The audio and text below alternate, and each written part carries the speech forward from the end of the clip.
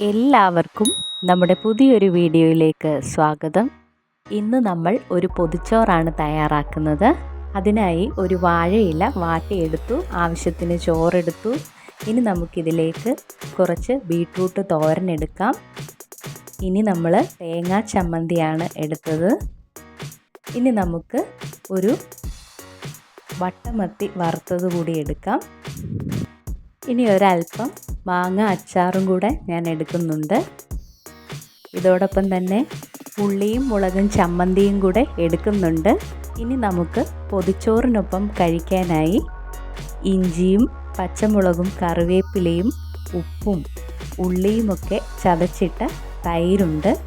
പപ്പടം വറുത്തതും ഒരു മുട്ട പൊരിച്ചതും കൂടെ ആയാൽ നമ്മുടെ പൊതിച്ചോറ് പൂർണ്ണം. അങ്ങനെ നമ്മൾ കറികളൊക്കെ വിളമ്പി നമ്മുടെ പൊതിച്ചോറ് വാഴയിലയിൽ പൊതിഞ്ഞെടുക്കുകയാണ്. പപ്പടം വറുത്തതും മുട്ട പൊരിച്ചതും ഞാൻ സെപ്പറേറ്റായിട്ട് പൊതിഞ്ഞാണ് വയ്ക്കുന്നത്. ഇവ തണുത്തു പോകാതിരിക്കാനാണ് ഇങ്ങനെ ചെയ്യുന്നത്.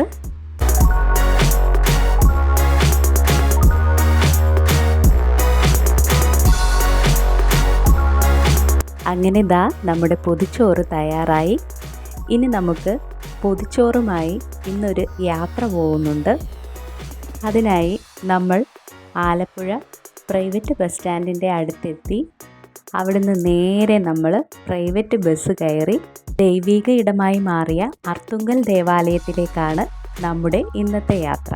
വളരെയധികം സവിശേഷതകളുള്ള അർത്തുങ്കൽ പള്ളിയുടെ വിശേഷങ്ങൾ നമുക്ക് മറ്റൊരു വീഡിയോയിലൂടെ പങ്കുവയ്ക്കാം. ഉച്ച സമയമായതുകൊണ്ട് തന്നെ നമുക്ക് നല്ല വിശപ്പുണ്ടായിരുന്നു. അങ്ങനെ കഴിക്കാനുള്ള ഇടം തപ്പി നടന്നപ്പോഴാണ് ഇവിടുത്തെ ഊട്ടുമുറി കണ്ടത്. അങ്ങനെ ഇവിടെ ഇരുന്ന് നമ്മുടെ പൊതിച്ചോറ് തുറന്നു. അതിൽ നിന്ന് നമ്മൾ അല്പം ചോറും ചമ്മന്തിയും നമ്മുടെ ആ ബീട്രൂട്ട് തോരനും മീൻ വറുത്തതും ഒക്കെ കൂട്ടി നമ്മൾ കഴിച്ചു. എനിക്ക് ഈ വീഡിയോ എടുത്ത് സഹായിച്ചു തന്നത് തമിഴ്നാട്ടിൽ നിന്നും തീർത്ഥാടനത്തിന് വന്ന കുറച്ച് കുട്ടികളാണ്. അവരോട് നമ്മുടെ നന്ദിയും സ്നേഹവും അറിയിക്കുന്നു. അവർ നേരത്തെ ഫുഡ് കഴിച്ചിരുന്നു. അപ്പോൾ അവർ യാത്ര പറഞ്ഞു പോയി. സ്നേഹത്തിൻ്റെയും കരുതലിൻ്റെയും പ്രതീകം മാത്രമല്ല നമ്മുടെ പൊതിച്ചോറിന് ഒട്ടനവധി ആരോഗ്യപരമായ ഗുണങ്ങളുമുണ്ട്.